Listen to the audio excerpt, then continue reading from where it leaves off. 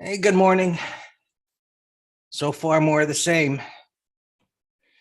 Markets on hold, running in place, consolidating last week. Not unusual. And let's see where things are looking here. All right. And now we got sentiment up here in the upper bands. Not good, but I won't count out at least some kind of a blip to the upside. It could go a little higher, especially since this did get up to the level that it did. I would have wished this was lower a little bit. The closer it gets to zero, the higher the probability that would be a time where the markets would reverse back up again. Not there, but so it might need a little bit more correction. We're running in place. Things down here. Excuse me. All right. Pulling in to the bottom of yesterday's range. Little drop going on right there. Over the last few minutes, for whatever reason, prices are just essentially just kind of stuck here now that they created these pivot highs, created a resistance area and a support area. They're just stuck in between here, and no indication that today is the day that things can get moving one way or the other. This was the area we talked about yesterday, where prices would pull into and find some support, and they got about in the middle of it. Didn't get very far toward where they fell from. They fell kind of hard. So just the same thing, running in place here, going nowhere. And as I said, not unusual, but boring. Qs, same thing, maybe a little relative strength there, holding up a little bit better. Did not get down to this area here, held those pivots, coming down as I speak. Not much to add to here. The Dow was the stronger, clearing the highs, coming in, came down to that level, bounced up. And Russell, little strength there, going nowhere, came down to that level. Excuse me, bounce went below it a little bit. Whipping. It's what we talked about at the beginning of the week. That's what's going on. Nothing of significance. This is somewhat significant. We'll see if Bitcoin survives here. Remember last week we had this thing blipping down below the lows pre-market. Excuse me, guys, I got this cough going on here. And it held. Wide range bar. Now it retraces all the way almost back down to the low. So far it's holding. Who knows? I mean, if this is a fake breakout, because of the correlation that we've seen between Bitcoin and equities. And look at this weekly chart. If this closes with a topping tail and this breaks lower next week, that's not going to be a good sign. So, right now we're just running in place, keeping an eye on different things that might give us a, heads up as to breaking one way or the other. And, coming into the week, I was pretty confident that we could see prices move higher, and it still may be the case. It's just consolidating here, but this is a bit of a concern. And, talked about at the beginning of the week, interest rates being here. Watch if they start moving up. Markets won't like that so much, but they've held up relatively well. In the face of that, see the 10-year coming up. And, if the 10-year gets back above 3%, I suspect the markets might get a little more nervous.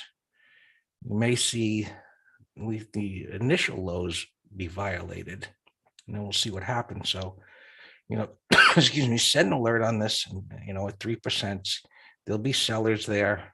If it clears that, as I said, I don't think the markets are going to like it. The 10-year is just kind of hanging there, but it does move slower.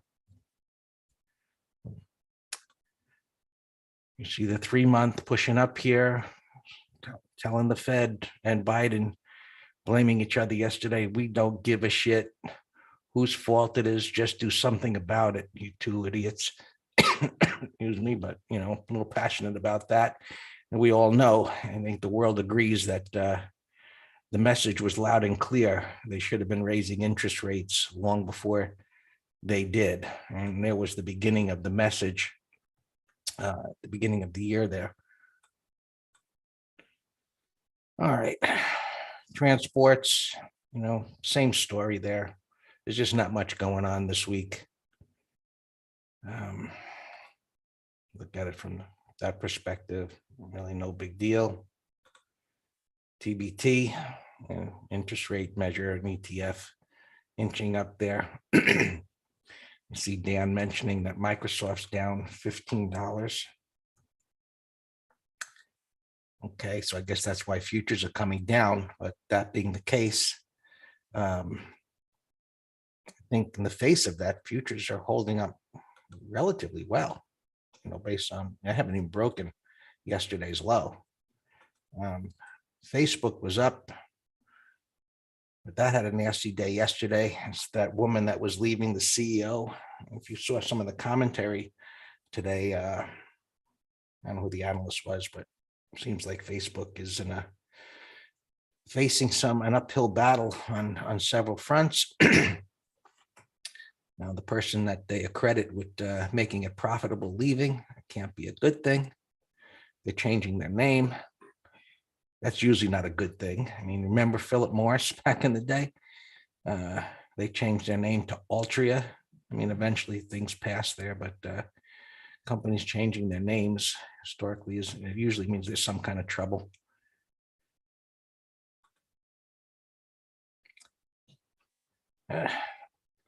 Crude oil broke out, coming back in. Whipsaw. That's the flavor of this week. Yeah, right, Steve? Who gives a shit about Facebook? Socialist, crazy people. Something about some law in Texas being changed. I was watching, I think it was Fox.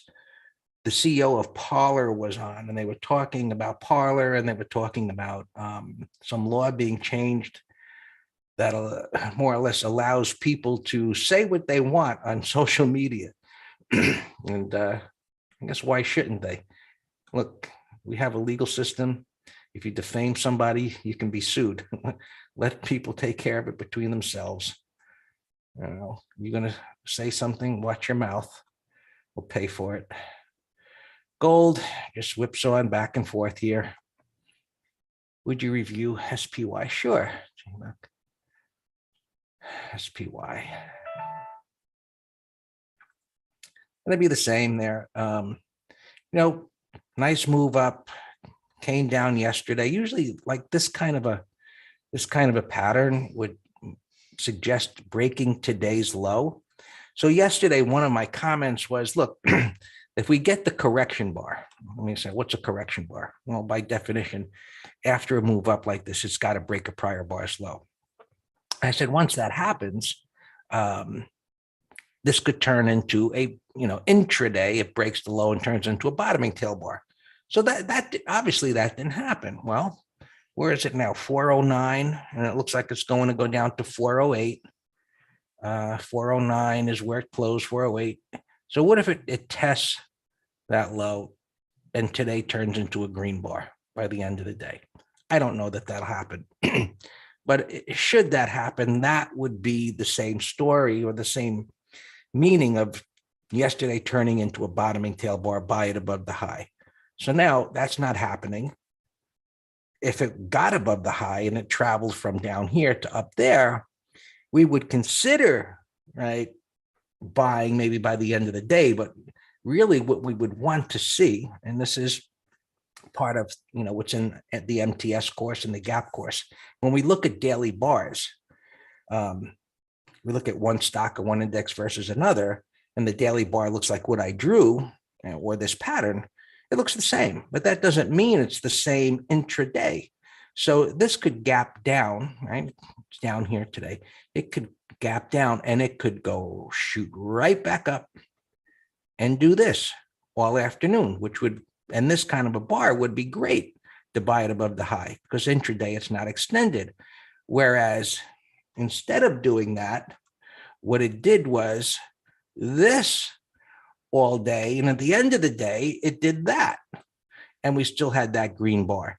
Now, buying above the high, we still could do that, but we better stop it down here to give it the wiggle room because intraday it's made that move and taking out the high would pull back in again. So it's really common sense and applying that common sense to, multiple time frames.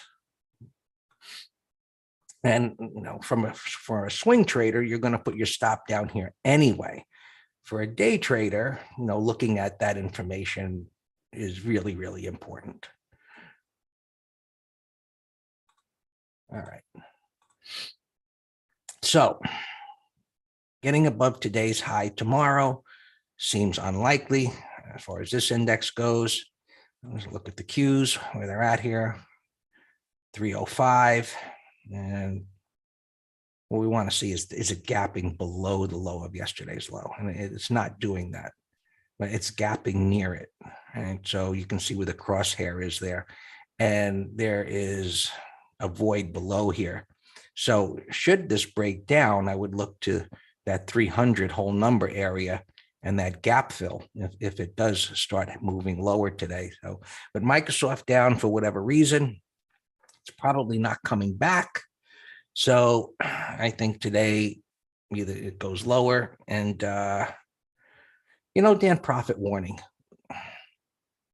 From all the years I'm doing this, the majority of time, I don't know about profit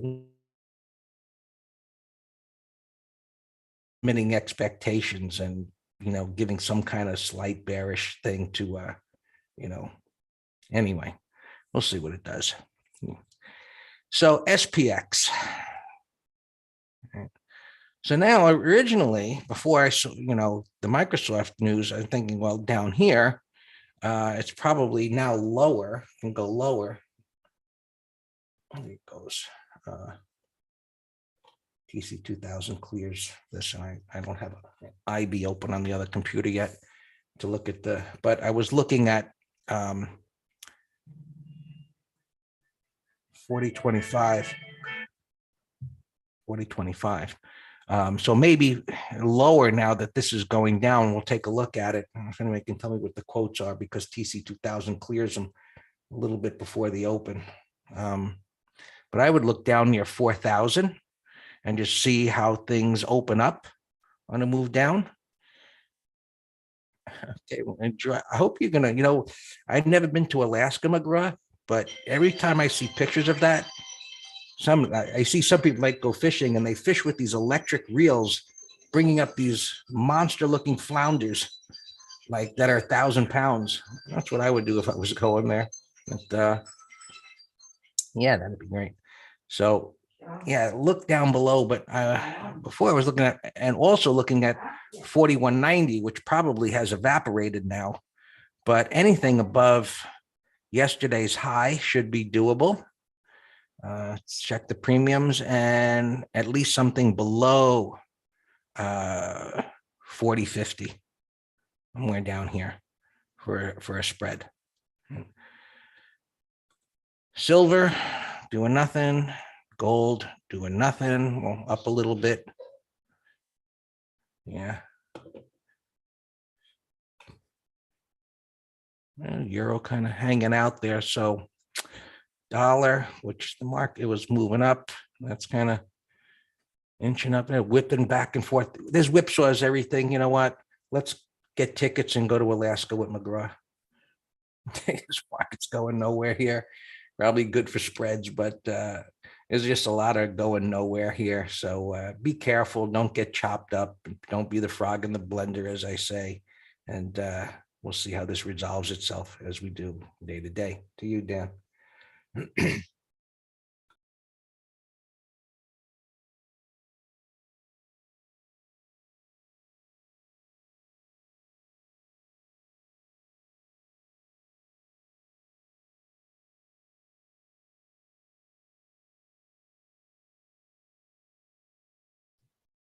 Yeah, hey, good morning, folks.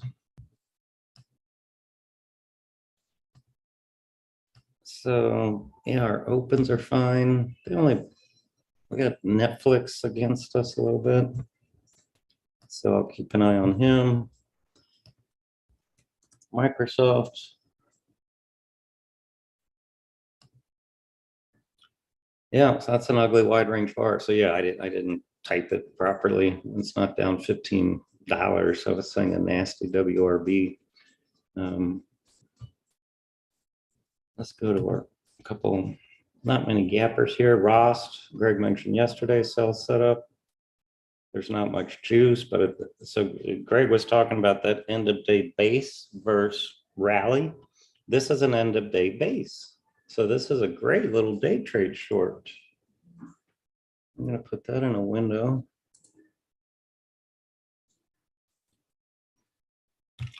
I posted a big list of candidates. Let me post it again here.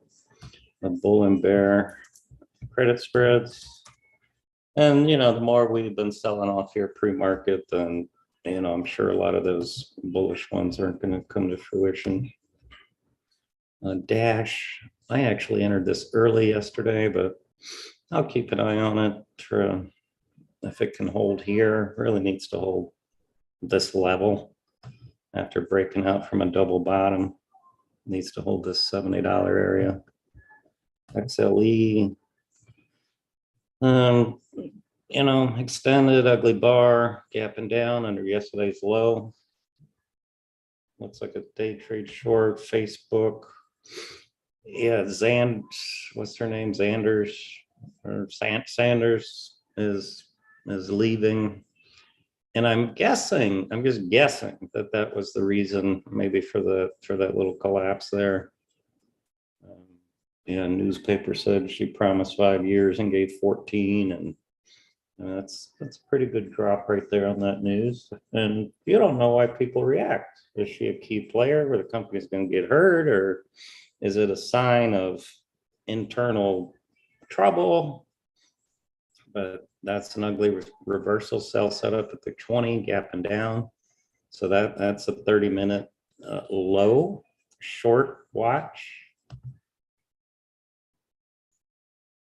Curdo here, I see a couple prints up here. We'll keep an eye on it as a bottoming pattern. Vive, same, couple prints up here on earnings, gapping over this red bar with a price void. I got it here in the middle chart. CMCSA gapping down. Yeah, could be a sell setup, 30-minute low.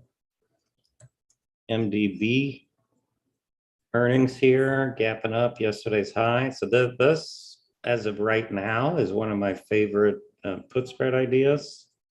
If 30-minute high.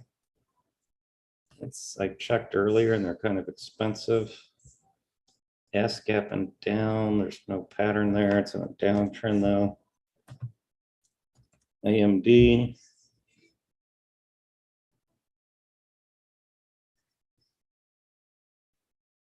Oh, 1 second.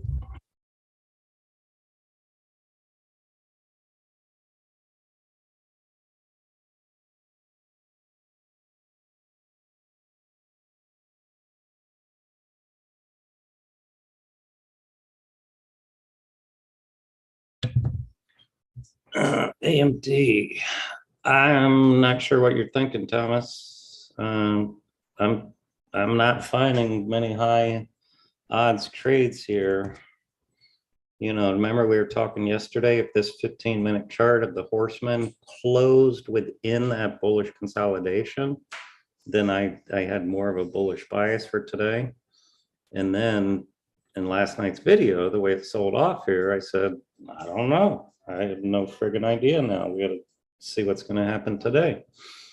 And so now you can see what's happening. We had a bullish gap, and now we're back to pretty much yesterday's closing price. So something has to be really unique. SMTC here is on my put spread watch list. Broke out, going sideways at resistance, price void, target $70. That looks good. I'll put that in a window, other computer.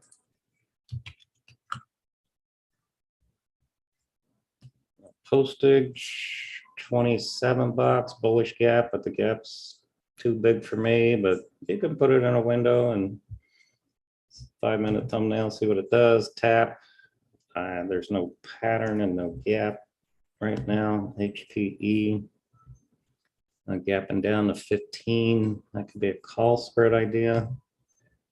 ESTC 65.50. All right, there's another good gapper. Put that in a window.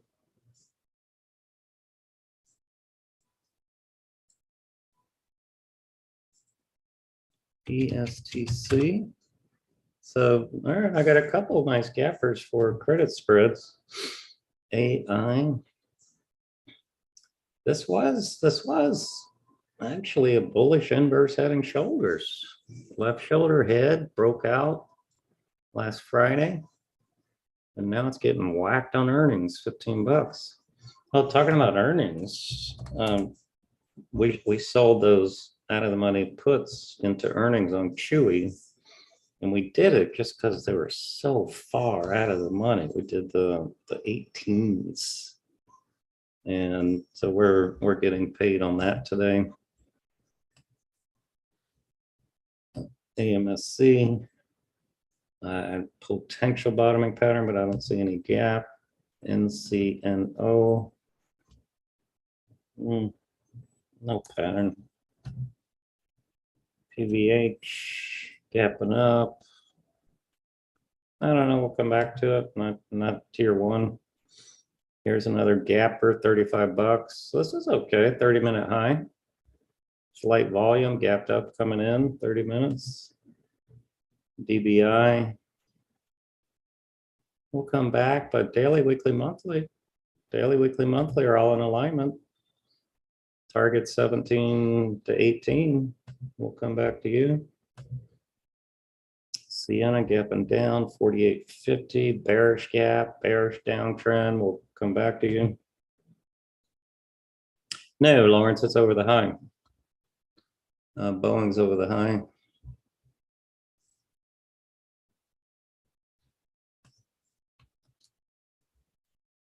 And it's still valid, still looks great. I have an alarm at 1:33 early. Just we'll take a look at it early. What do the strikes stand for that? People on YouTube might want to know. Probably 120, just by glancing at it, but let me confirm that. Oh no, 122. Thank you. 122. I think I picked it this green bar. Yeah, that's exactly what. And you know, I like when people ask me questions. It's like, Dan, where do you get that strike from? Well, in credit spreads, we want under support, right? And this is a continuation pattern. So it would be valid to do a put spread under yesterday's low. But since we're going out the next week, I said, you know what? I want to give it a little more room. So what additional Call spread under yesterday's low? What? You mean a call spread under yesterday's low? No, if it took out yesterday's high, then we do a put spread. Right. So the point I'm answering is some people might say, well, where the heck do you get 122 strike from, Dan? You told me to do it under support, and that's under yesterday's low. And what I'm explaining is I wanted more room to wiggle around. So I went under this bar on 526. Great. Yes. And then I grabbed the lower strike of 122. So that's what I'm explaining, because I wanted more room. Said G gapping up, 30-minute high, put spread idea. LE, yeah, I noticed it this morning was negative. Now it's up. We'll come back to you. And GME was kind of like a small gap up earlier, now down. So I have no idea. Myrna, it's not earnings, but I noticed it's down 140. This is actually a candidate for a condor for tomorrow. If you can short a call spread over yesterday's high and a put spread. I don't know, we gotta see how it stabilizes, but that could be a condor. There's our Chewy, Costco, under yesterday's low, day trade short. Schwab is a continuation long over the high. Qdell was on our short watch list yesterday. We gave it in the green room as a day trade short idea at 95 bucks, right in this red bar. Right there, 95. So that was a nice day trade. Wix, relative weakness, 30-minute low. That looks lower.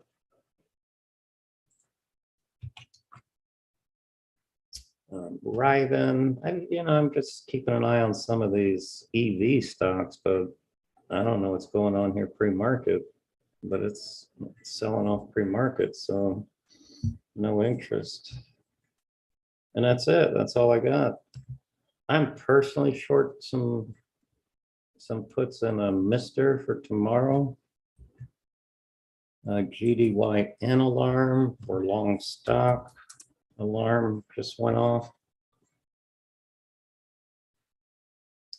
All right, so the stop is yesterday's low, but I think I'm going to tighten it even more. Maybe under this pivot and see, I just eyeball it. Hey, Boeing alarm, up alarm 133 though, so it hasn't triggered, but it's just an up alarm. So maybe 1838.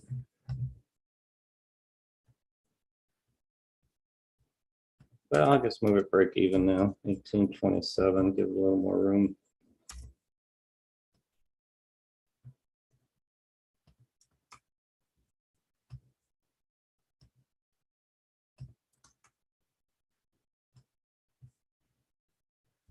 All right, Boeing, let's take a look. All right, I'll just see. So now I'll just reset the proper alarm. Look, market's coming in here, so I got no interest in things. No interest in longs, that is. A couple of shorts. Remember I mentioned Costco, Rost, Wix.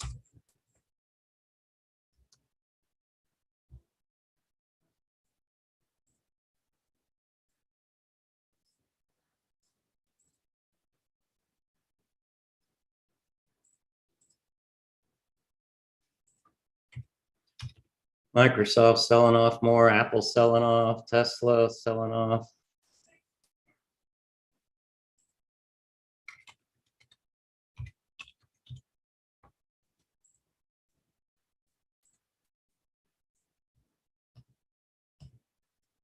So Boeing, I'll just set it 134, new up alarm.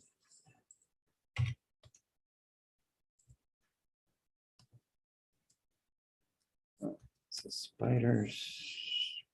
spiders, if we close here, total bearish bias tomorrow under the low, but as of right now, still bearish bias, but we're trading range 15, so there's no easy entrance.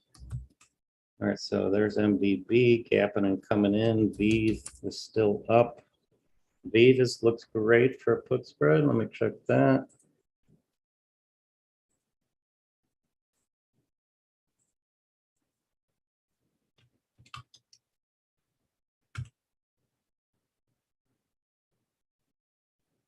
$166 would be a no-brainer. They don't have weeklies. Hey, the 150. Hey, the 150, McGraw. I know. Ah, shit. I was just about to pop the one. I was just gonna pop the 150s for $1, and it just dropped to 70 cents. I'm gonna try 115. Wow. See, I need McGraw. I need some training from you. How to be quicker. I know, I'm in Dash too, yeah. So you just gotta have a plan. My plan, I told you, was I'm gonna sit through it and roll it, but you know, that doesn't have to be your plan.